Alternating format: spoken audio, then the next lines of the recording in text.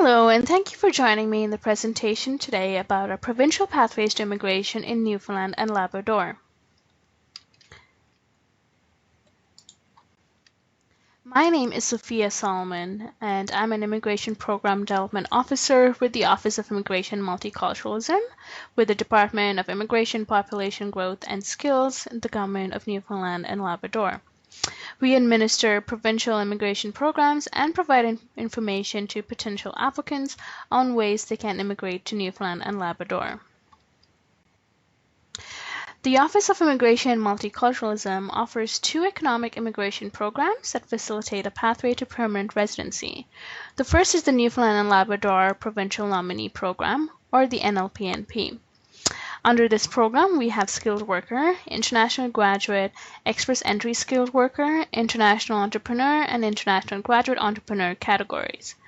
The Atlantic Immigration Program, also known as AIP, has categories based on the tier level of the job offer that you receive. So that is Tier 0, Tier 1, Tier 2, 3, and Tier 4. The National Occupation Classification is now moved to a NOC 2021 version, and there are some changes due to this on the NLPNP and the AIP, where some positions have become eligible and others have become ineligible. So the 2016 NOC skill level structure, which was NOC 0, A, B, C, and D, is now replaced by a 6-category system called tier categories. That's for training, education, experience, and responsibilities that's required to work in an occupation. So now it is Tier 0, 1, 2, 3, 4, and 5, and the NOC skill level will be called tier category.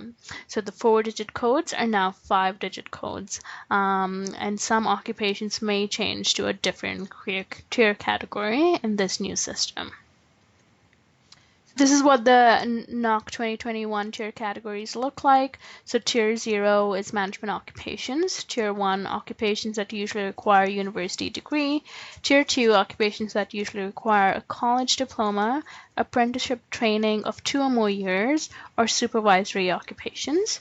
Tier 3 is occupations that usually require a college diploma, apprenticeship training of less than 2 years or more than 6 years of on-the-job training.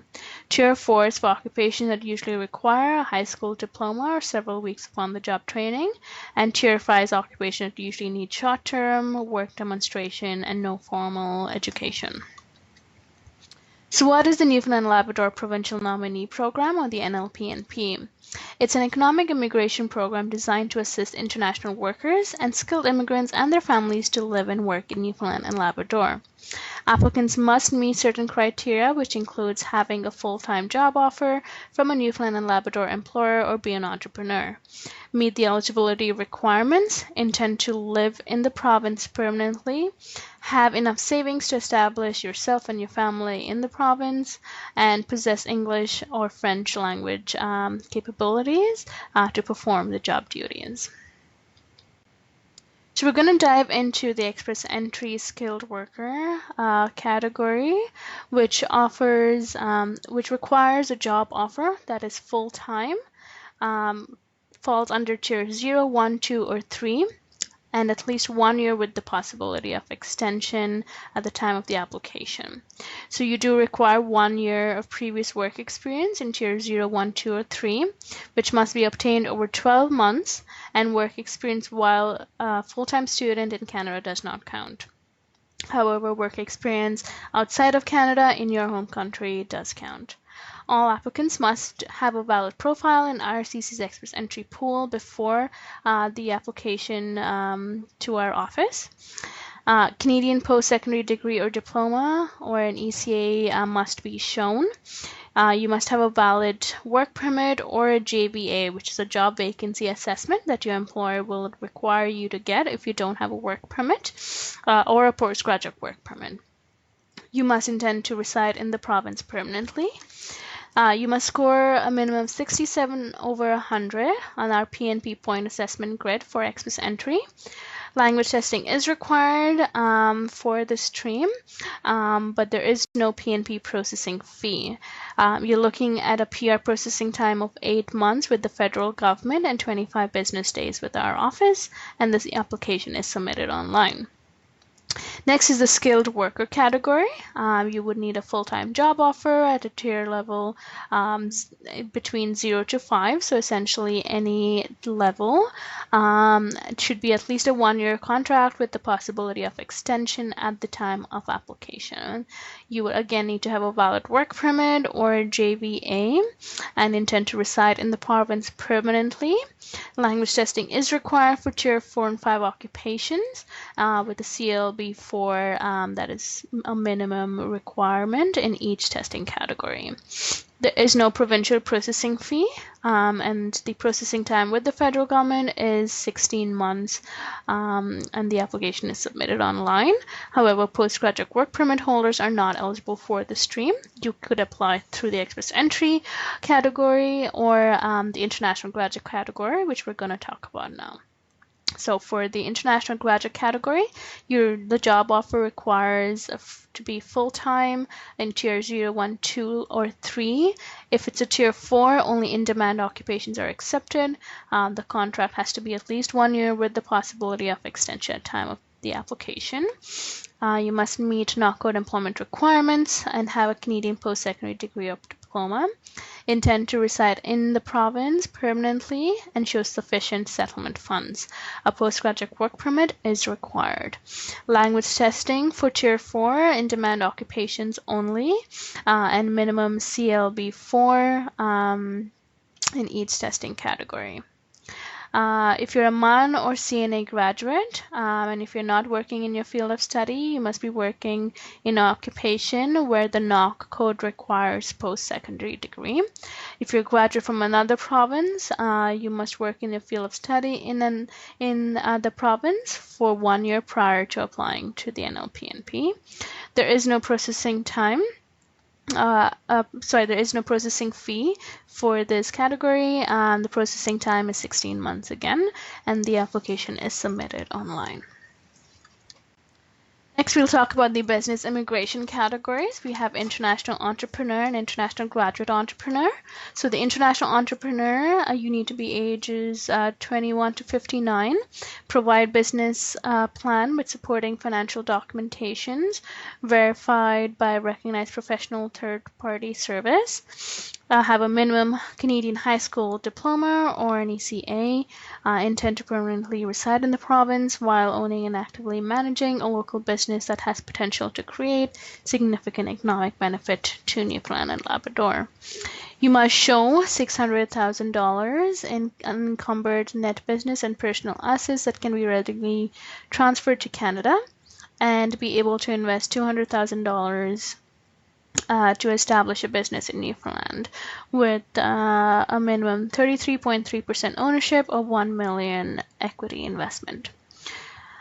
You must show you're able to hire locally and in positions relative to the business, and the business should be for a for-profit entity with the primary purpose of earning profits through sales of goods and services. You must show minimum 2 years of work experience actively managing and owning a business in the last 5 years, or 5+ years experience in senior business management in the last 10 years.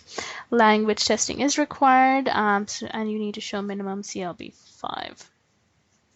For international graduate entrepreneur, you need to be at least 21 years of age, provide a business continuity plan with supporting financial documentation recognized by professional third-party service, complete a degree or diploma at MUN or CNA within the past 2 years, hold a postgraduate work permit, intend to permanently reside in the province again, same as the international entrepreneur. The main difference is the investment, where there is no investment required.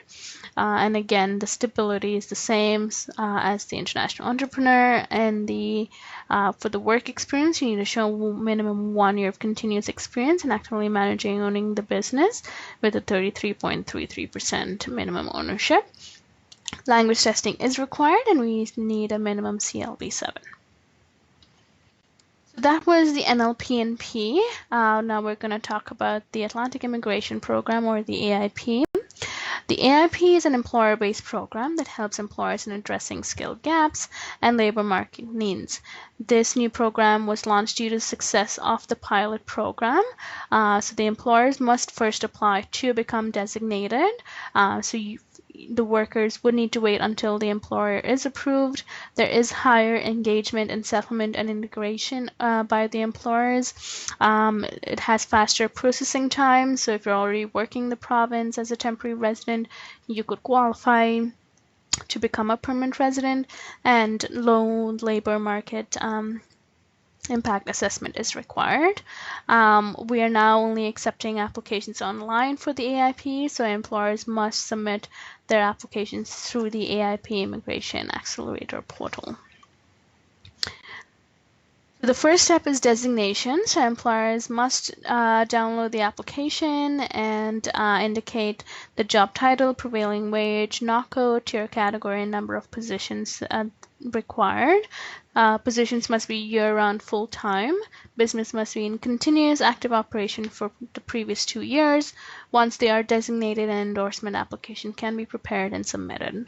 The foreign national will contact the service providing organization and request a need assessment to get a settlement plan. So once you have this and you have the settlement plan, the employer can fill out the endorsement application and identify the tier category of the job offer and the position description. Employers must ensure that the candidates have all their supporting documentation for the permanent residency, including language testing and education credential assessment. So once the employer is designated, they can then submit the endorsement application for you.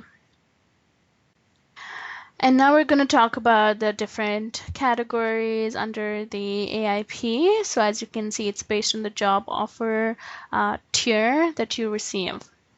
So for the tier 0 job offer, you need a 1-year work experience in the tier category of 0, 1, 2, 3, or 4 in the past 5 years and meet NOC employment requirements. The job offer has to be the same skill level or higher than your work experience. So it needs to be a full-time job offer in tier 0 occupation for at least 1 year from the time we receive your application. We need a minimum Canadian 1-year post-secondary certificate, diploma, or degree, or an ECA to show the same. And language testing is required with the CLB 5. And the employers need to be designated under the AIP and show recruitment efforts. If they're applying for you and you don't have a work permit, they would need to show how they could not fill the position locally.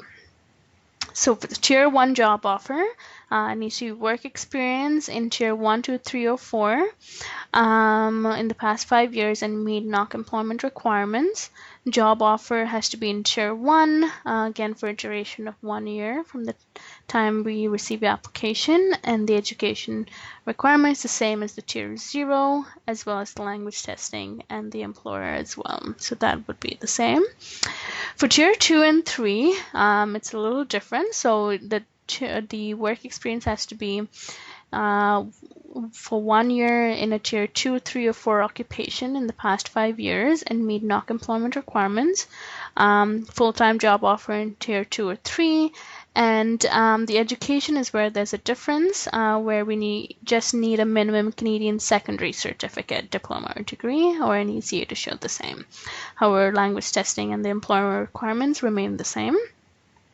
For tier 4, again, 1 year work experience in tier 4 occupation.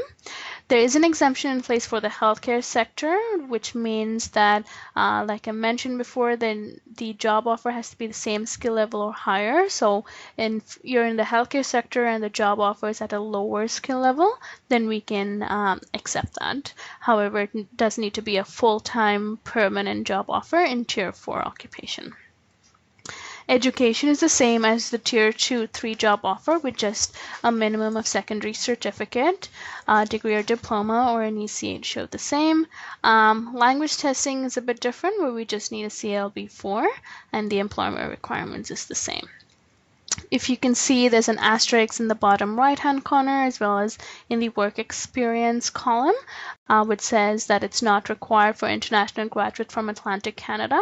So this only is for those international graduate who completed a minimum 2-year program from a recognized post-secondary institution. They would not require to show work experience. However, If you're applying from outside Canada and haven't studied in the Atlantic provinces, then you would need to show that 1 year experience, irrespective of the category, like we spoke about. So that was the AIP and the PNP. So we'll just do a bit of a comparison here to give you an understanding of the differences between the two programs. So that would help you in deciding which program you want to apply through. With the PNP, we accept job offers based on the category. So there's express entry, skilled worker, and international graduate, whereas the AIP, the category is based on the job offer itself. So there's tier 0, 1, 2, 3, and 4. NLP&P, the labor marking must be completed by the employer prior to the candidate applying. So the employer will need to have the JVA for you before you apply, and it's only required if you don't have a work permit or authorization to work. AIP labor market testing is required in the endorsement application, again, if you do not have a work permit, and that is done at the designation stage. But also the employer will need to show their recruitment efforts at the endorsement stage. For PNP and ECA is only required for express entry applicants if they do not have a Canadian education, whereas AIP ECA is required irrespective of the category. Language testing is required based on the category and knock of the job offer for PNP, whereas AIP language testing is required for all candidates. PNP candidates must meet knockout employment requirements, which is the same for AIP. PNP and AIP, there is no processing fees provincially for the employer or candidates. And processing time for PNP varies from 8 to 16 months, depending on the category, whereas AIP, you're looking at approximately 6 months. So we now know that having a job is important, irrespective of which program you apply through. So here's some resources where you can find a job. First is the Canada Job Bank. So you can create a profile and be matched with employers in the region. So you can, search for jobs in the Newfoundland and Labrador and apply to those jobs. You can also apply to our jobs in our provincial government if you go to our website and create a profile there. And other methods are networking with employers, so hopefully you've done that today, and that's been helpful, but also continue searching on private job search websites like Career Beacon and Indeed, and also participate in upcoming fairs like you did today, so keep an eye out for other fairs as well. So that's all I have for you today. Thank you so much for listening to me, and I hope this information was helpful.